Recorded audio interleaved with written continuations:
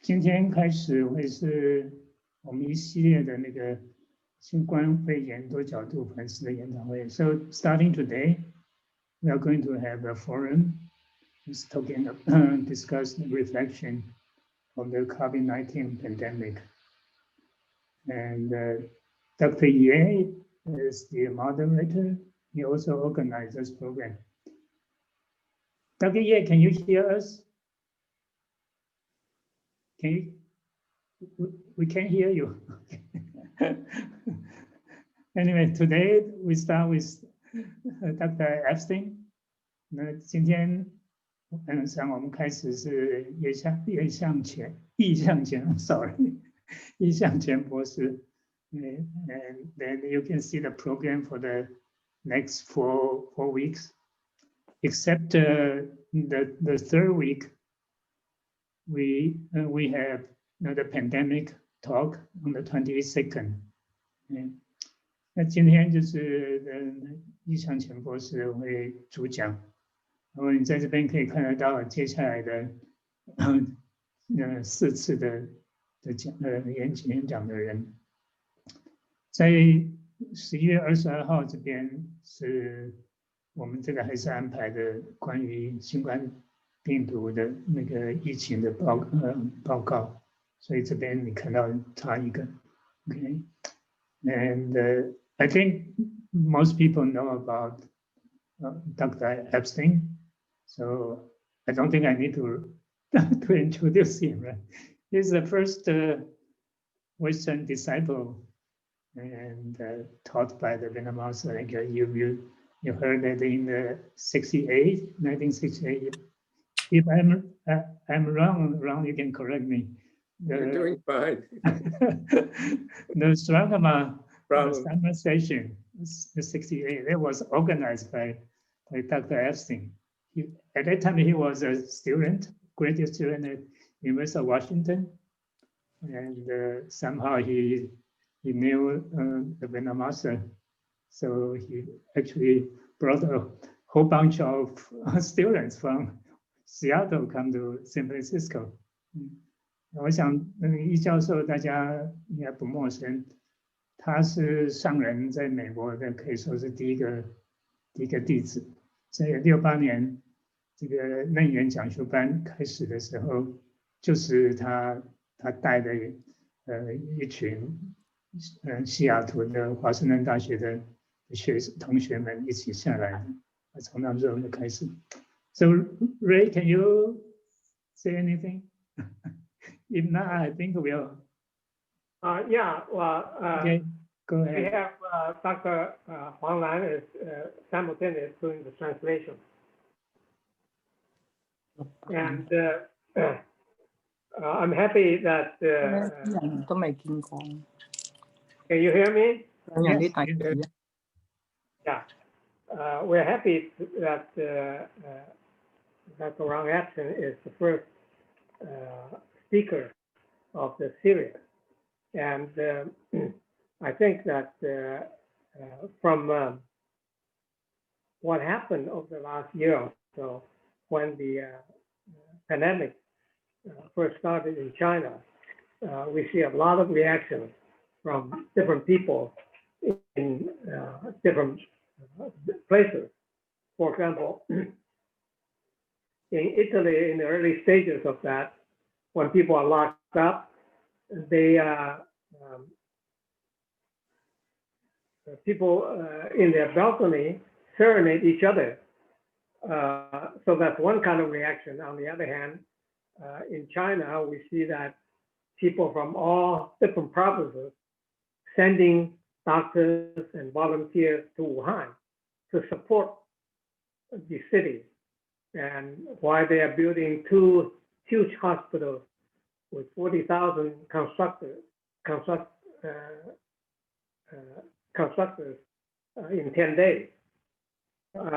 Dr. Ye, do we want to explain to the Chinese speaker how they can go to the Chinese room to listen to hear the translation?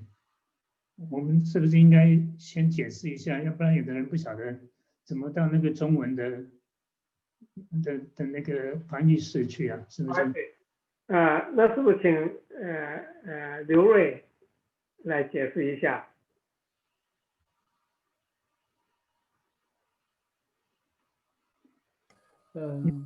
Okay, so at the bottom of the Zoom window, You want to share your screen？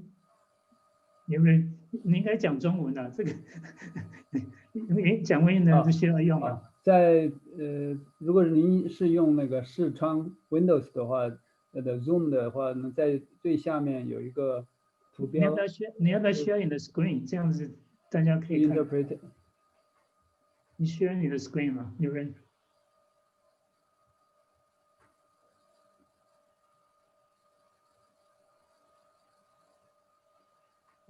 可能就是在最下方有一个地球的图标，点一下，然后呢，里面有中文和英文，就选中文就可以。因为如果我这个 share screen 的话，可能不能 share 这个 Zoom window 本身，所以我就不 share 了。在中文的这个现在我看已经有一些人在中文的房间里已经听到了。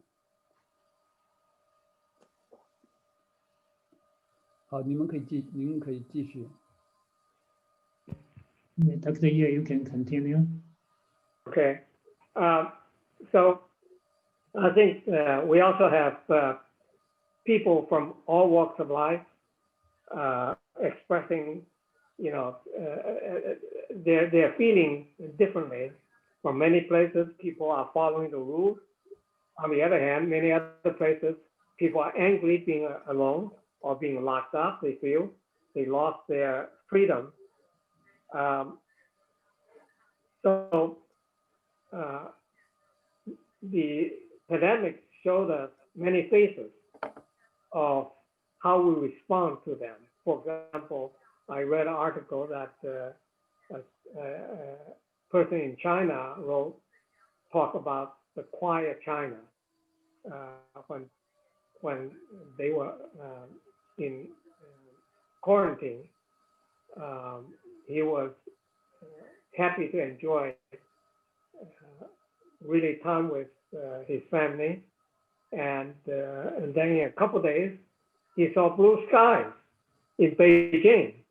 All right, so that indicates how pandemic teaching us a lesson. So I won't go further in that, but I think we're happy that Dr. Ron Epstein is the first speaker today. And he's going to talk about a little bit about how a Buddhist reacts to the pandemic.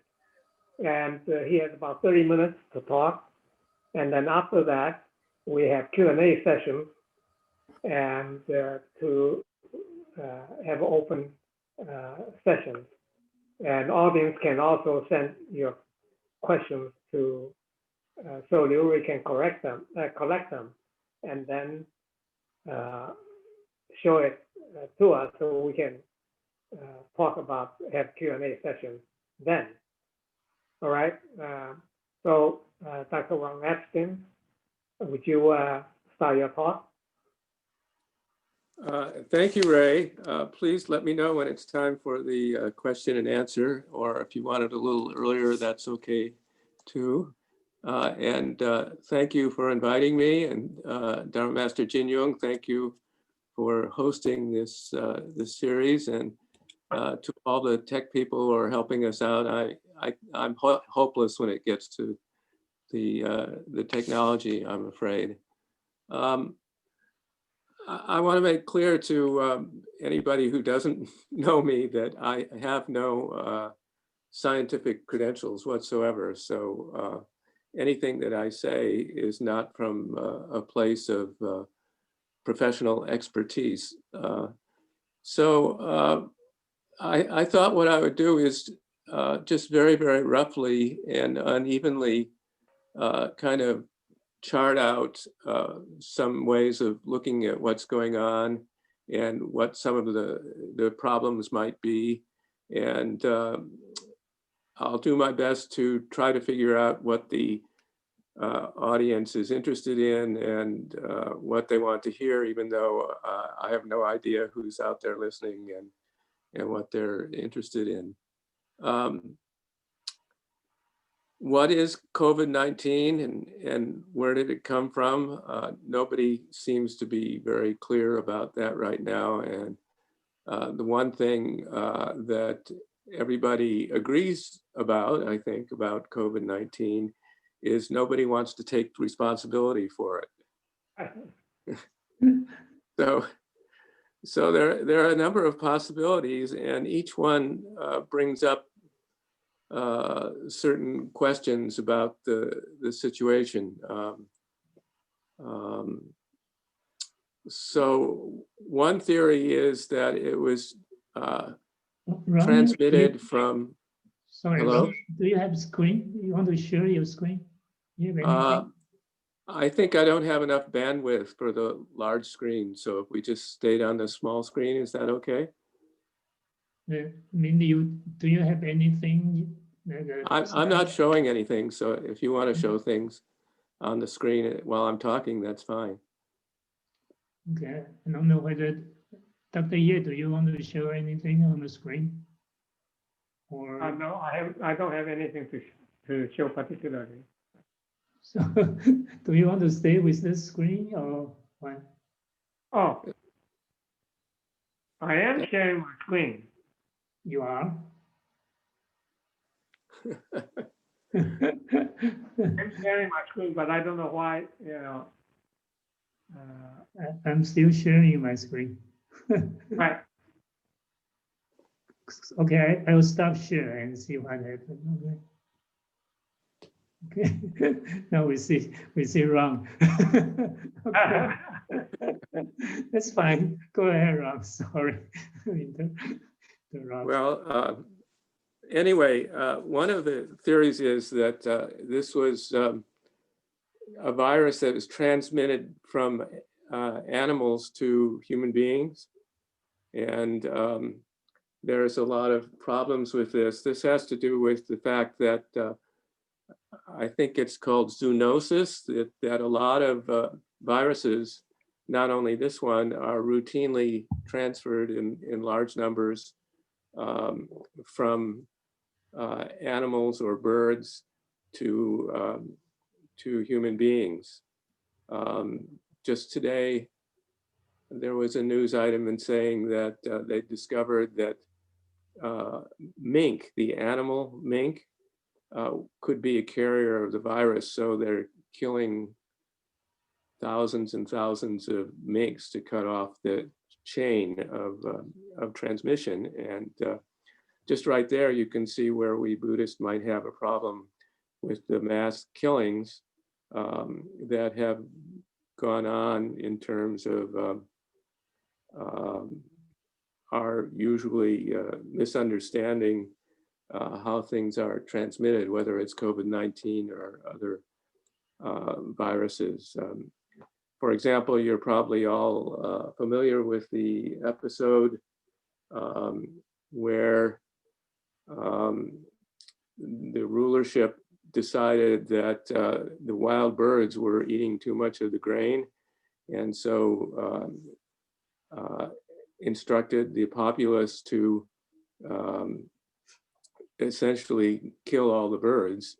And then they found out that the birds were eating the insects that were eating the grain. Therefore, this misunderstanding of the situation caused an incredible famine, and lots of people died. So that's one of the problems that I'd like to come back to, is that when we try to figure out what's going on with this virus, we usually just get a small chunk of the big picture of how things work with the virus in it and us in it. And that can lead to serious misunderstandings and mistakes, among other things. Another theory is that the virus was created in the lab somewhere, and that it's a genetically engineered virus that might have initially included the DNA from so-called wild viruses, and that somehow this, if it is truly the case, if the virus were genetically engineered, then it probably escaped from a laboratory somewhere. So although people are denying this, and I clearly don't have the expertise to know whether this is the case or not, we do know that for many decades now, all of the major powers on the planet have been developing, using genetic engineering to bioengineer viruses, and particularly for biowarfare. And these are always advertised as not being for offensive biowarfare, of course, but for defensive biowarfare. So this also leads to a lot of questions.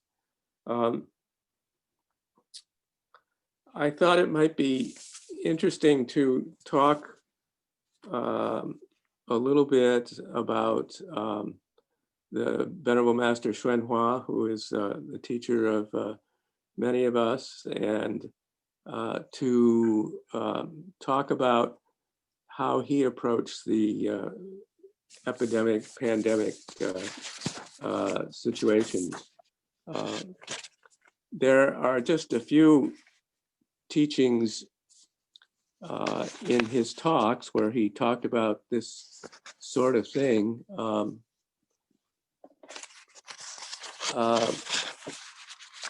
And this is under the category, I think, of the master as healer. And when he was young in Dongbei, he became known as someone who could heal diseases that other people failed to cure. And he continued to do that when he came to the United States. But I think it's important to point out that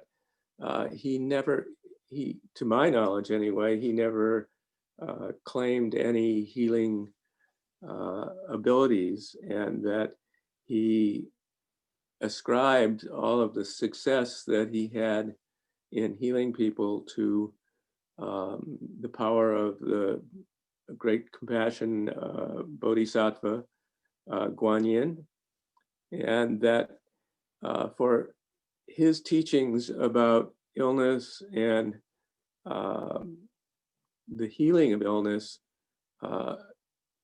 Guanyin, Bodhisattva, and the great compassion mantra that's connected so directly with the Bodhisattva are at the center of both his teachings, his understandings, and his activities in this field.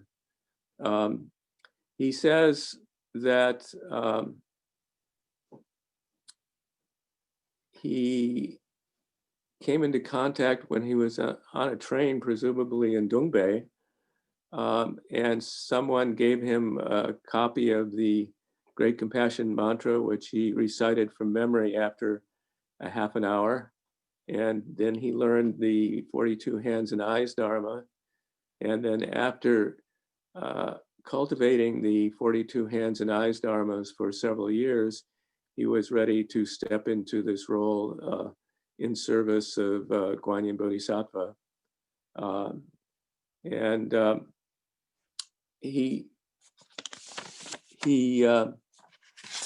Excuse me. He said a number of things that were interesting to me that I'll just kind of run past you fairly quickly.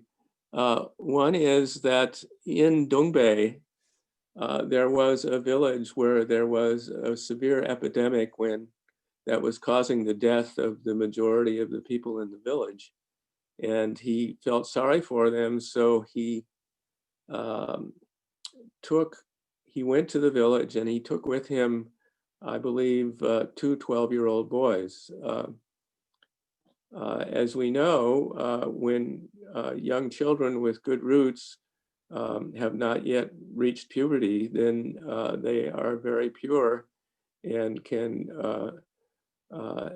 make very, very rapid progress in their own self-cultivation. So he doesn't say anything about these two boys, but I think we can assume that probably they were boys like that who were studying with the master and perhaps had taken refuge with him or not. And so they went and they recited the Great Compassion Mantra and circumambulated the village reciting.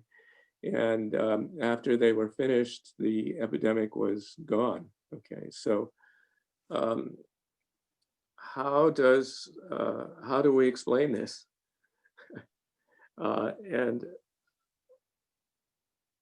I think it's, for me anyway, much easier to experience some of the direct reality of the power of compassion of Guanyin Bodhisattva than it is to understand what's going on that level. So it's probably better if I don't try to be too speculative about these sorts of things. And the master said a number of things that are hard to explain from our ordinary Western scientific perspective. I'll come back to that also. But during one of the Chan sessions in the United States, maybe in LA, I'm not sure where it was, the master said that when you do Chan, you can develop a kind of light of wisdom that is somewhat like electrical energy, and the waves of energy pass through the air and can detoxify it and destroy whatever is causing the illness in a particular place. And he says that this light comes forth from the hair mark. And the hair mark is one of the marks of the Buddhas that we all have the potential to develop as we have the potential to develop our Buddha nature. And it is the Buddha eye right here. And that light, which is, it's called hair mark, I think, because the light is very, very, very delicate in its structure. And it's just this weaving together of hair-like powerful beacons of energy that come out of the Buddha eye and then radiate through the entire universe and help to clean up the air which is polluted on a physical level and on a spiritual level, you might say. So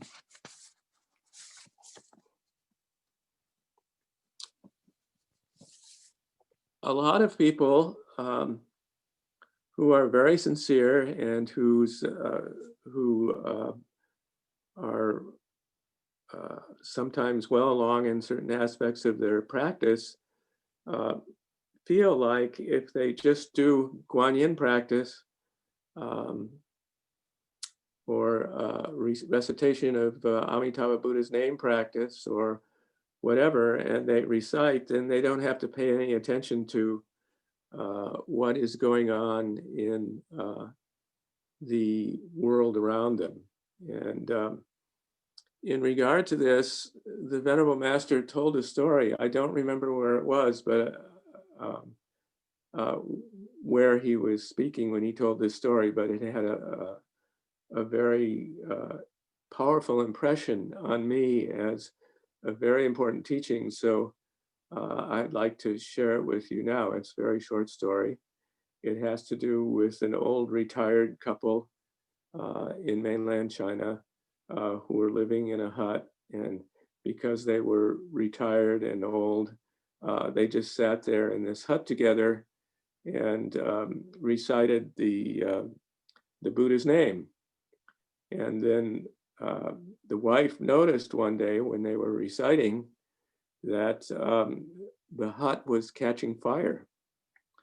And she said to her husband, look, the hut's catching fire. Do you think we should do anything? And the husband said, no, we're reciting the Buddha's name. Let the Buddha take care of it. And the master concluded the story by saying, and do you know what happened to that old couple? They burned to death. And he said, if they had been so sincerely and single-mindedly reciting the Buddha's name or Guanyin Bodhisattva's name so that they had entered samadhi, or they were so directly concentrated so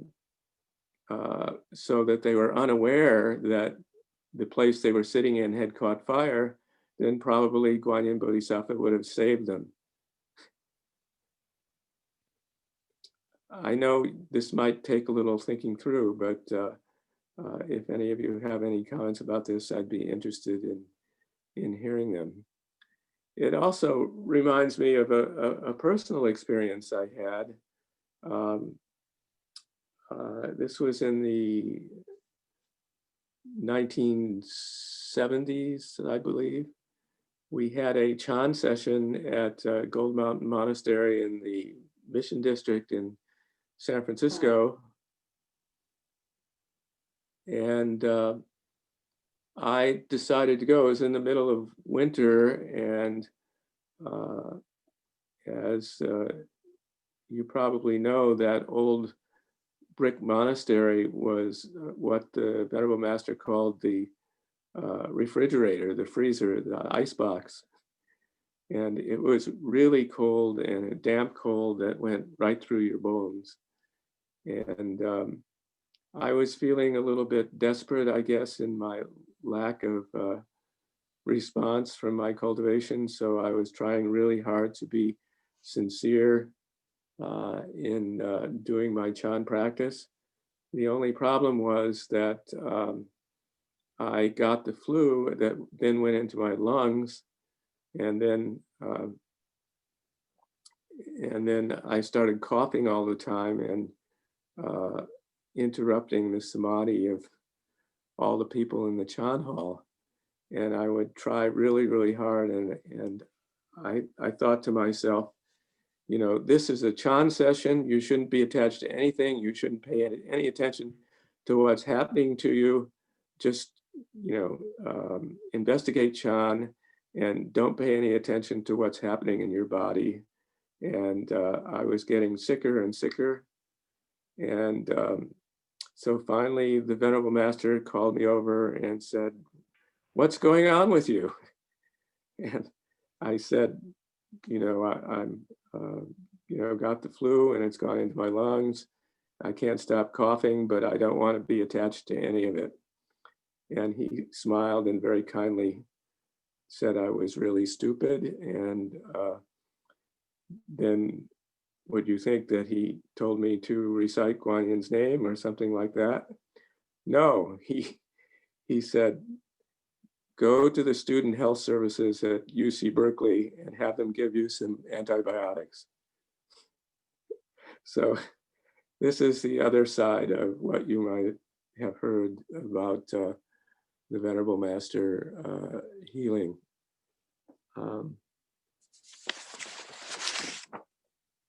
Now,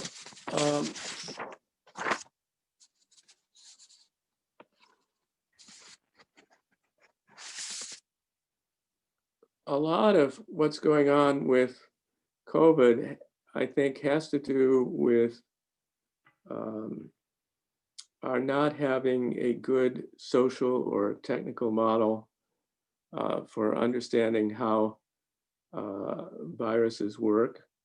And I think the reason for this is, among other things, that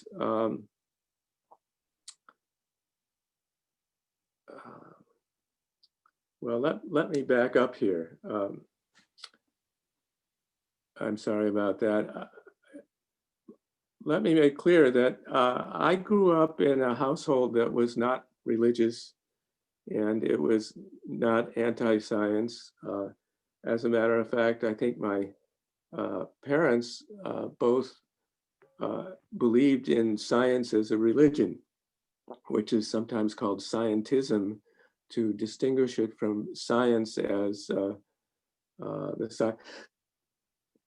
trying to understand the world through the use of the scientific method, whereas scientism is a kind of radical materialism. So among educated classes around the world, I think not only has the doctrine of science spread, but the religion of scientism has also spread. And that one of the things that we've heard in the last few days, since we have a new president here in the United States, is that the new administration is going to determine their policy according to science and not according to whatever untruths the previous administration was accused of using as guidelines for their policies and actions. The problem with, let me just point out two problems about the use of science for investigating whether it's COVID or anything else. The first problem is that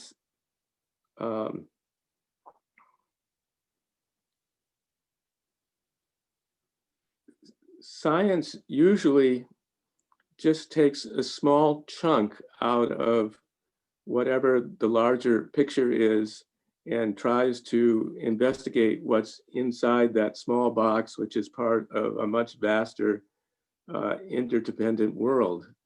And we're fortunate in Buddhism that we have, for example, the Huayan teachings of interdependency. And we can see through the aid of the Avatamsaka Sutra and the Buddhas and Bodhisattvas that the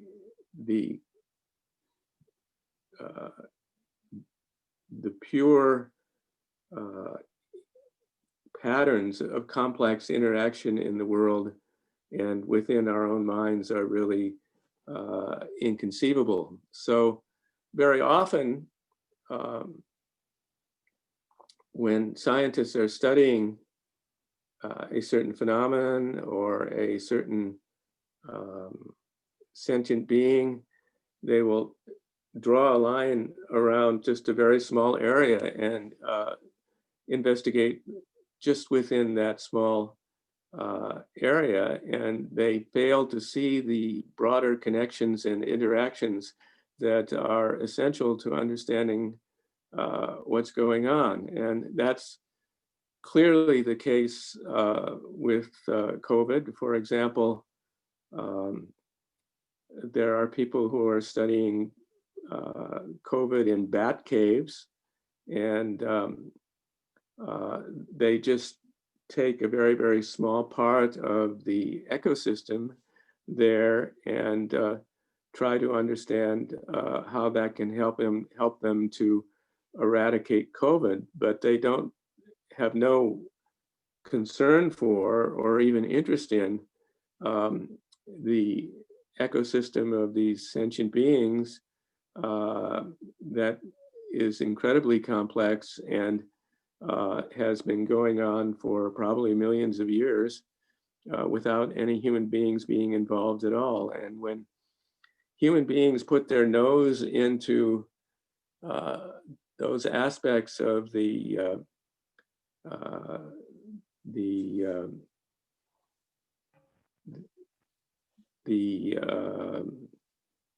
system, the complex systems of living beings in, all over the world, then they tend to mess things up. Or if they don't even pay any attention to the ecosystems,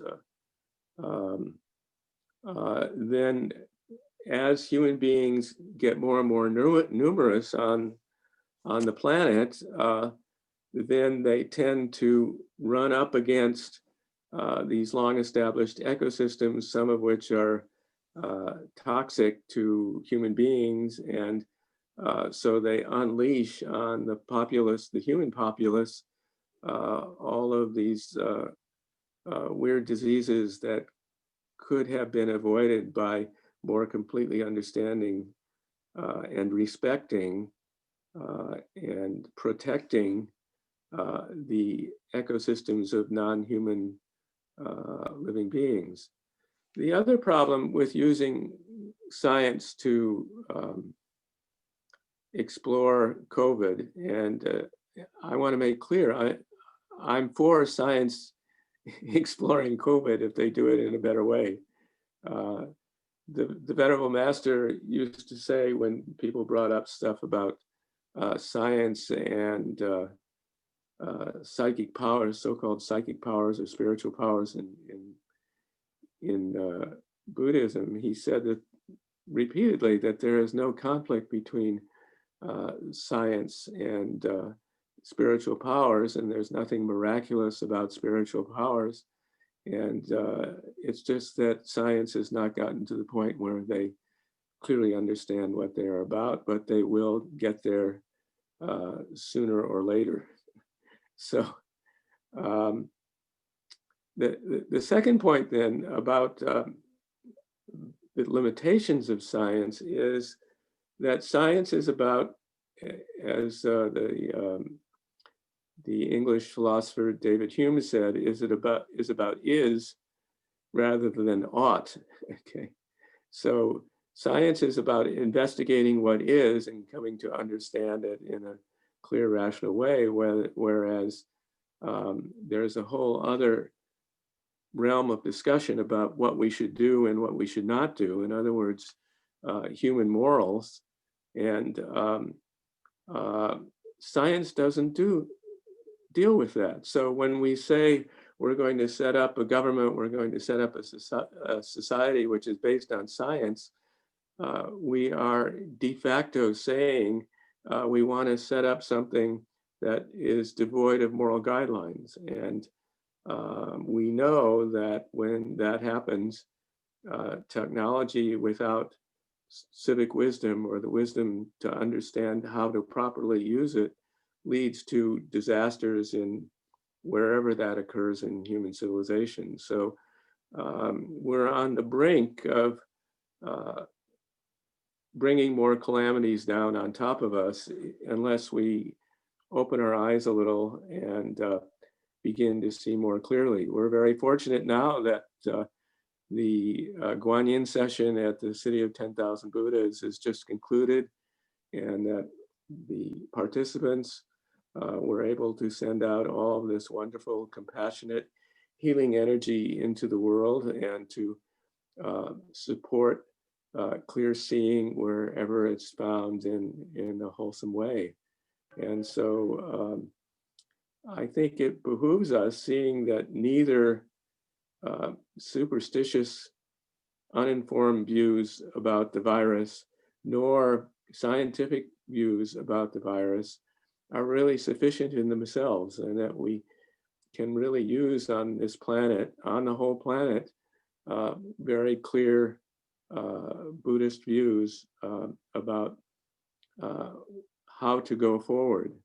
The Venerable Master, when talking about the disasters of technology, always said that we could, although they're very powerful and very difficult to deal with, there is a simple and direct way forward, which is the 4 unmeasurable mental states, or the 4 pure abodes. And by practicing those unmeasurable mental states, which means non-digitally processed mental states, then we can feel confident that we will overcome what challenges await us and do whatever we can to alleviate the incredible suffering that COVID has caused in the world. I see that I'm getting well over my time here, so maybe we can take a few minutes now. If you have any corrections, don't be polite, or if you have any comments or questions, we have time for several, I'm sure. So thank you for giving me this opportunity to share some thoughts with you. If the audience has any questions, they can send in through the chat.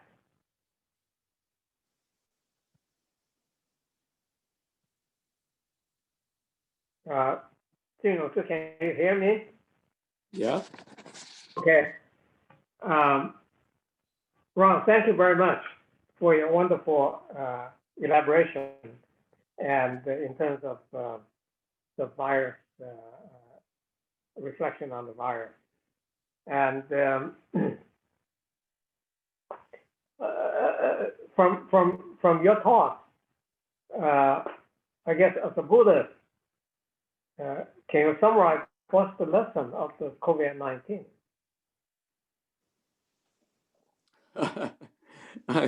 I'm not sure I can. I think one of the lessons of COVID-19 is that it's a very powerful light, which may seem like a strange thing to say about a virus, to let us see our own faults as individuals and also as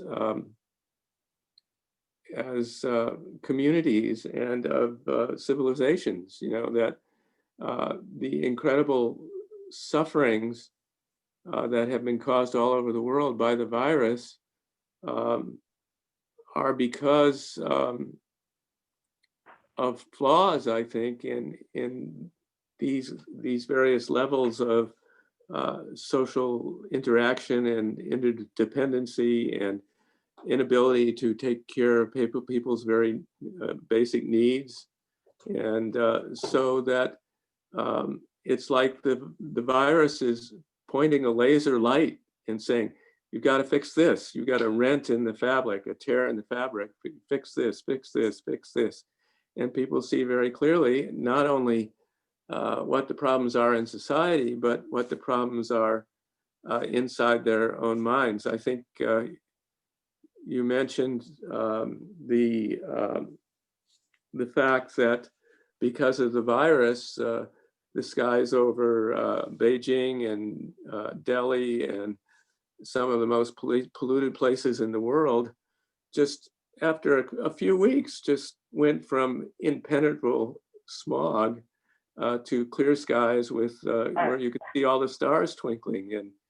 And that leaves, now what's happened? It's all the pollution has come back. So why is it in people's minds that having really appreciated the clean air, that people have let these things, you know, go back to the way they were? You know, we have a saying in Buddhism, when the mind is purified, the Buddha lands are purified. So we have a lot of work to do, both internally in purifying our own minds and externally in bringing what we have learned to our communities and sharing it to improve the quality of life of our communities. Well, if we look at the you know, the people's reaction across the world, they of course responded differently. I mean, clearly in the States, we see a great divide that while many people do see the way you have expressed, many people do not see that. They see that their freedom is being curbed. They don't believe in wearing the mask, nor the social distance. So you think that from a Buddhist perspective that coronavirus is here to teach us a lesson, and as long as we don't learn the lesson, it will stay here? Not only will it stay here, I think there are more in the pipeline. I don't think many scientists would disagree with that. You know, just this year, people didn't pay any attention that they found that there's an outbreak of H5N1 virus, so, which is really deadly. And one of the things about viruses that makes them very dangerous is they mutate very, very quickly. And so they can mutate in good ways or in bad ways. And the fact that almost all of the work around vaccines, which I'm all for, even though I think it's something of a stopgap measure, it almost all uses genetic engineering. And this is extremely dangerous because viruses go into the cells of living beings, and they chop them up and take pieces of the DNA and rearrange both. They can rearrange both the DNA in the virus and the DNA in the plant cell or animal cell or human cell, and then you have the virus taking with it a transformed virus through genetic engineering that the ecosystem of the planet in millions of years has never dealt with. So whatever defense mechanisms there are in the ecosystems, natural ecosystems that existed before and independently of human beings, we are introducing stuff through genetic engineering that the biosphere cannot deal with, and nobody knows what's going to happen. The other thing I'd like to just mention very briefly is, if I understand correctly, the master and other Buddhist teachers taught that there are two kinds of illness, and some combinations of the two kinds perhaps. One of those is shared karma, illness because of shared karma. And COVID certainly fits into that. And the other is just what I think in the TCM tradition is called 4 elements or 5 elements disease. That's, just because of ordinary factors, you get a cold or whatever, that has nothing to do particularly with some serious karmic question. So that's like the master sending me off to student health services. It's not worth, you have to pay attention to karma, even no matter how little it is, but there's some things that you can overdo also. So we have to find the middle way here. And also in dealing with COVID, we're going to have to learn to live with it and not whatever problem comes up, thinking that by killing that we can solve something, even if it's killing COVID.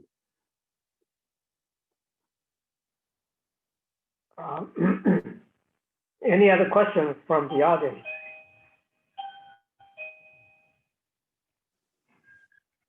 Yeah, there is a question from Tang and Trimi from California, but I think Ron kind of like answered it a little bit. I'll read the question. They asked, why didn't the Venerable Master, quote unquote, heal you from the cough, but instead sent you to see the nurse? Okay. I think it's a really good question, and I don't think I can give an answer that's as good as the question, but I think we get so obsessed with spiritual powers, or some people get really obsessed with spiritual powers. And when we do that, it's very easy to fall into wrong ways of thinking that are very destructive. Also, you know, well, let me put it this way.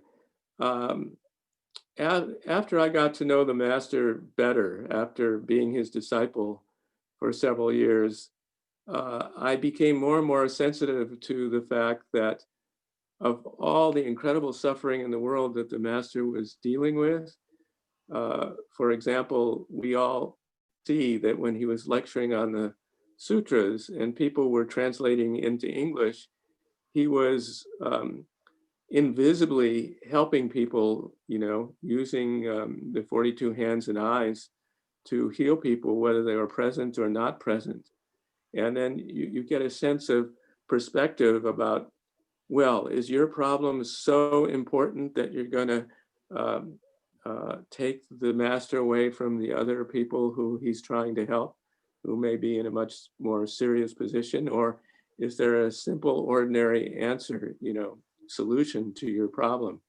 And I think it's in the Chan spirit, among other things, that, you know, simple and direct is the way to go. So why do you have to, how many people are on the planet who have the healing abilities that can be channeled from Guanyin Bodhisattva versus going to your local university health clinic? I hope that helps a little. To follow what Ron just said, and do you think that, you know, from the Buddha's point of view, coronavirus won't go away soon because it's probably in a way to help humans to develop good habit or good ethics, or otherwise they're going to stay around until we change.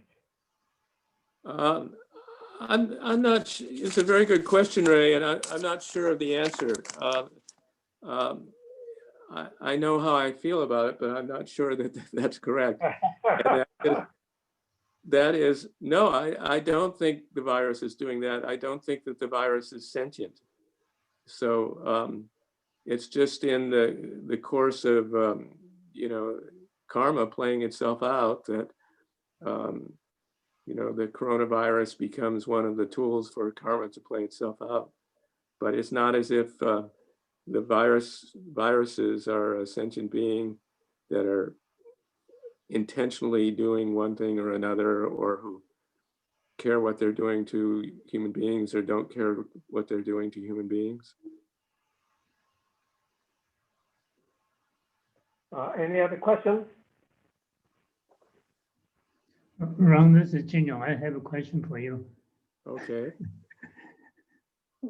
What will be your suggestion to the new administration about COVID?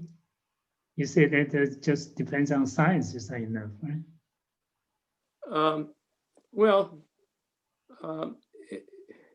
I think from my perspective, you know, the problems that COVID has illuminated, you know, go really, really deep, particularly in Western culture and the relationship of Western culture to technology. And you have to go back to directions that were taken, you know, several hundred years ago to straighten things out. And it's a long, serious process that we're simply not up to. You know, people just want to go back to the way it was before COVID, but that's not going to happen, I'm sure.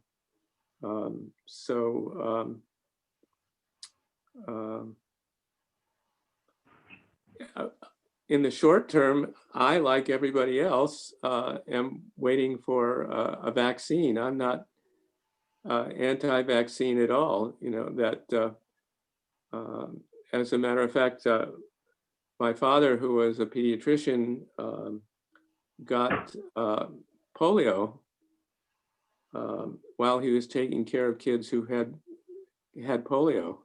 And this was prior to the polio vaccine.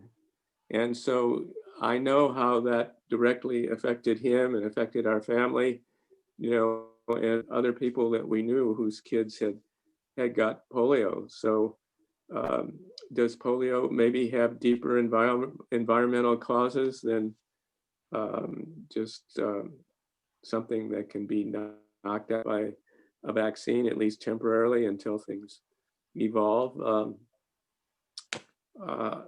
You know, even if it's temporary, I'm all for it. And if we, you know, if it can just give us a little breathing room to recognize what's going on, that would be good. I think it's really unfortunate that the previous administration in the United States has seriously damaged people's confidence in viruses, not in viruses, in vaccines. But I'm sure we'll get through that. You know, people are so resilient, particularly the younger generation. I think the younger generation who coming to adulthood now are really remarkable and will have their own innovative solutions. The Venerable Master used to talk about how now was a time when young people who had their eyes open are coming back into the world. So maybe they'll help us out, even if COVID won't. Any other questions? As we have a couple of minutes left. If not, I have a final question for Ron. In the sense that, in terms of healing, you know, we as a Buddhists, we depend on, for example, reciting Guan Yin's name or reciting Great Compassion mantra to get that spiritual power of healing. On the other hand, I don't know if you have heard the book by Louis Hay called You Can Heal Your Life, which is very similar in Buddhism, although in the sense that her book, which has been sold for over 30 million copies worldwide, basically talk about, I'm not talking about virus, but talking about most of the diseases we have is because caused by our thought patterns. And since it's thought patterns, we can change our thought. And by changing that, it gets healed. Things like cancer, you know, and all kinds of other diseases that could be healed by the change of mind, which is pretty much a Buddhist way of looking at things. But I'm trying to see, what do you think about it?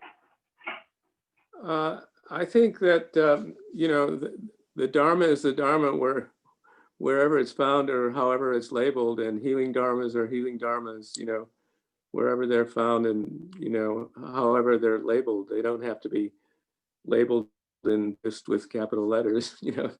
If they're according to principle, then they work. The Master, I think the point that I would like to make, where I am deficient, I must say, is that the Master, when talking about healing Dharmas, always said, you know, if you want the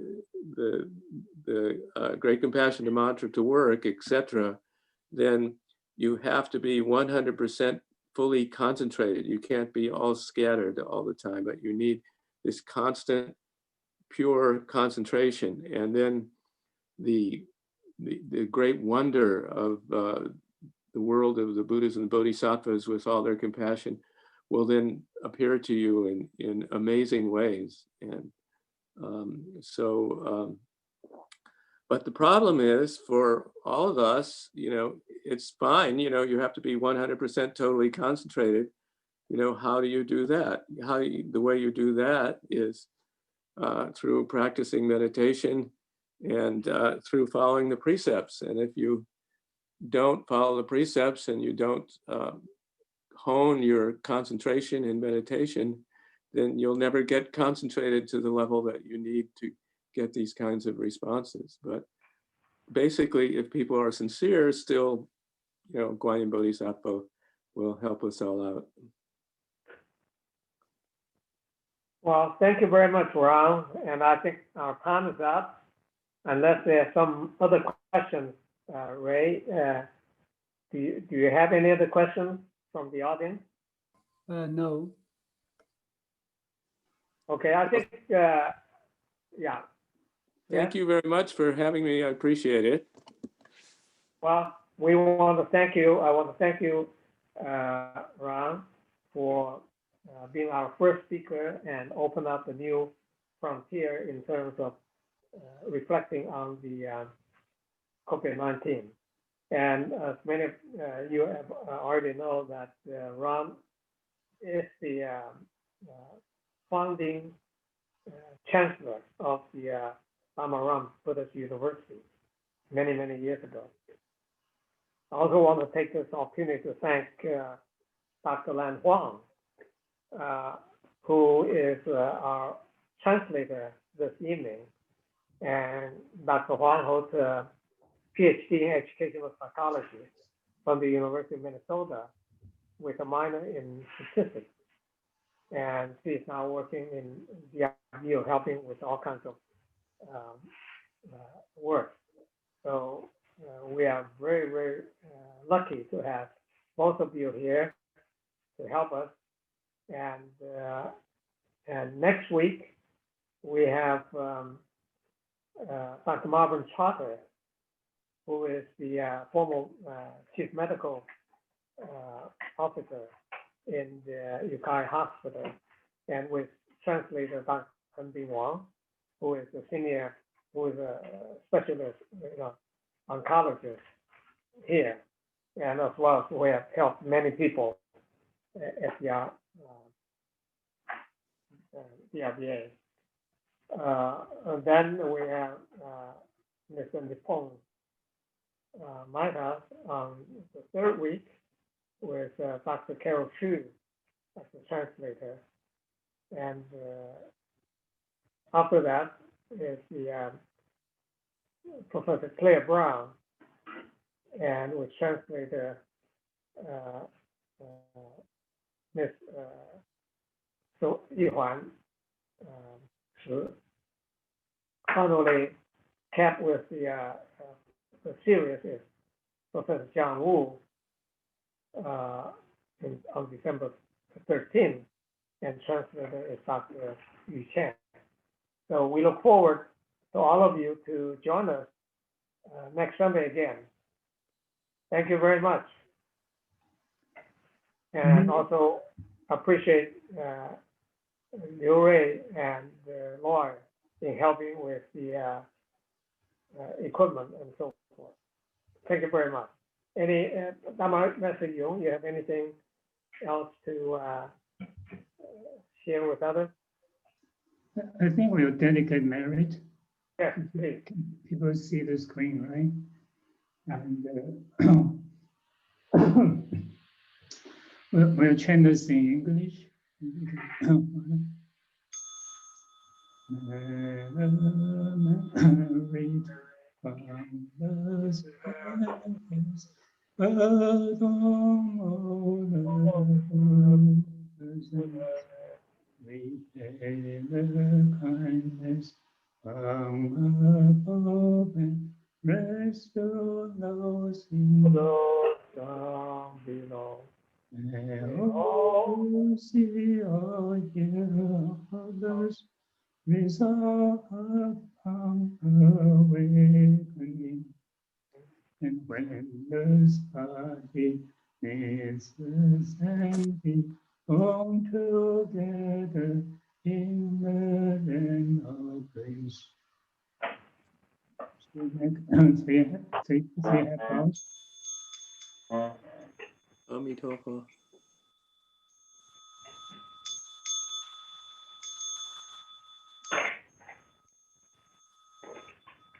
In respect to the Venerable Master,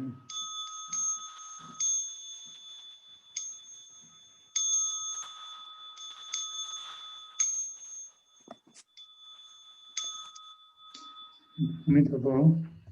Amitabha, Thank you, everybody. See you Thank next you, week. Ray.